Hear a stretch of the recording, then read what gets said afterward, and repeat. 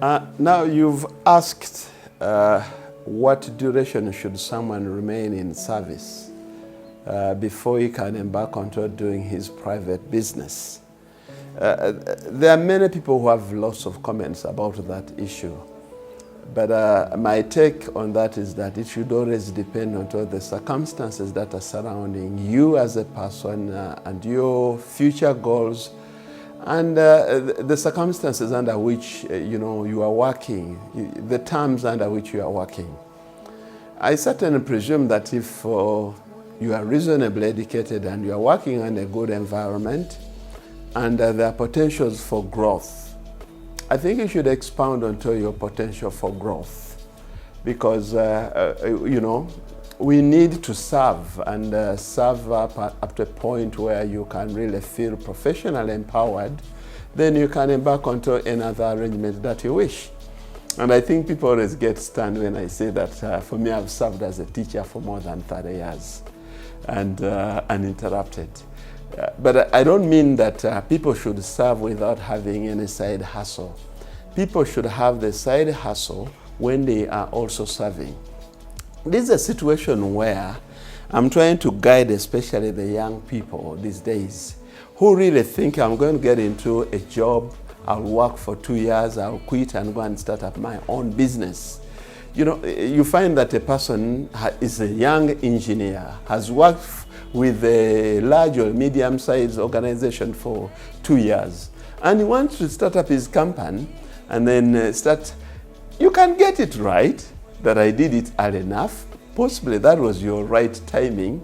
But I think to serve a reasonable period of time, gain enough experience and capital to start up your own enterprise, I think it is timely. I think there is this hype of, we should start our own business. You can't become rich unless when you have your own business, which is being overriding career growth, which at times I really find that one should take a deeper reflection when he's taking that decision to leave his employment to start his own employment. Because you find a young doctor, soon after internship or 1 year, he hasn't even taken round into all, and he has started up a clinic. And the likelihood of this person sometimes being tempted into doing unprofessional things are very high. This cuts across all professions, whether it is engineering or doctors or teachers, name it. Anybody who has just started working, you've just started work with the New Vision as an editor, you already want to be a freelance and you want to be representing the CNN. I know some people are very ambitious. You can do it within the shortest possible time and you succeed, but some other times you really need to gain the experience. Because if we don't do it, then, how will you get the experienced professionals? As I say this, I'm a parent. I have my children. They are in the corporate world. Most of them have worked between 6 to 8 years. But I think due to family values, I've not seen them running around that they want to change their careers and run into business.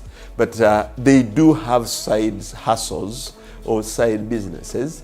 You can still run a successful side hustle when you are also onto your employment. I think I'm a typical example of that. Most people, when you are an employee of somebody, you don't become a billionaire. I've defied that.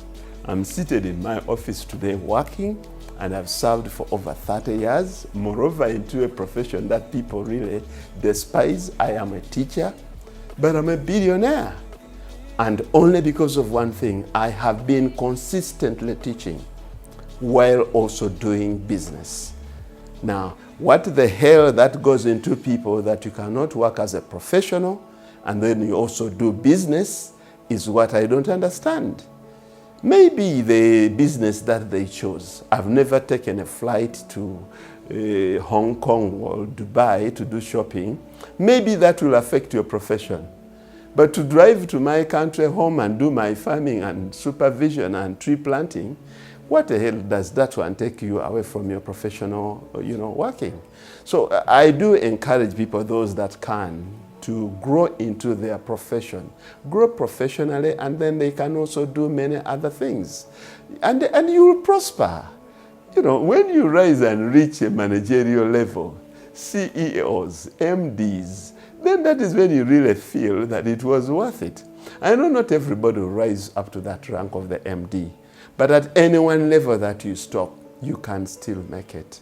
So I urge people not to rush into running. You know, somebody has gone on Cheyo. He's been there for 2 years. He comes back panting, I have made some money, now I want to start my business. Who has told you that you have gone for Cheyo for 2 years and you've made enough money to come and start a very successful business?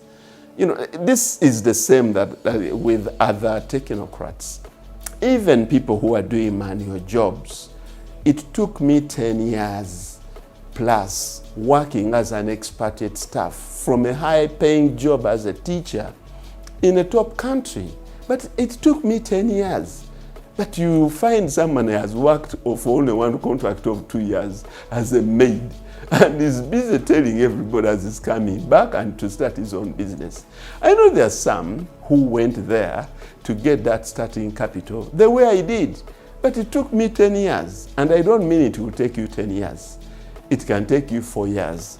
But that idea of rushing to get out of formal employment because money is into the business world, money is into self-employment, it is 60% true. Most billionaires are into self-employment. But it is also equally true that some principled people have also succeeded when they're into formal employment, and they also accumulate a lot of wealth. I am a living testament of that. I am teaching, but I do run a string of businesses in agriculture that I have steadily done.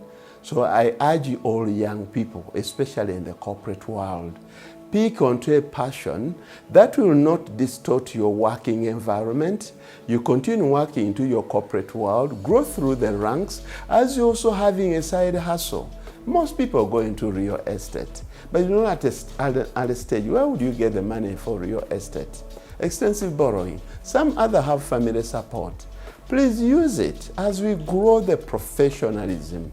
We are not going to be hiring all top executives in our companies here in Uganda, all coming from abroad. I can tell you the hotel industry is literally entirely dominated by our neighbors from Kenya. You know, the tour and the travel. I can tell you many other areas, including the national carrier.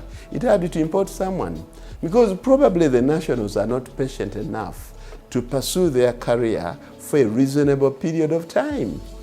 How do you see a man who has taught for 33 years and he has a lot of wealth without stealing? Because I teach here, and today, shortly here, I'm going to drive to my farm and check onto my cows and trees and banana plantations and the rest. So choose the right fitting for you. If you are rushing, please go ahead. You might get it lucky. But this message today is to urge people to stay into their career for a reasonable period of time so that they can build the required expertise, probably to start their own businesses or even continue within their careers, but also prosper in other side incomes. Thank you.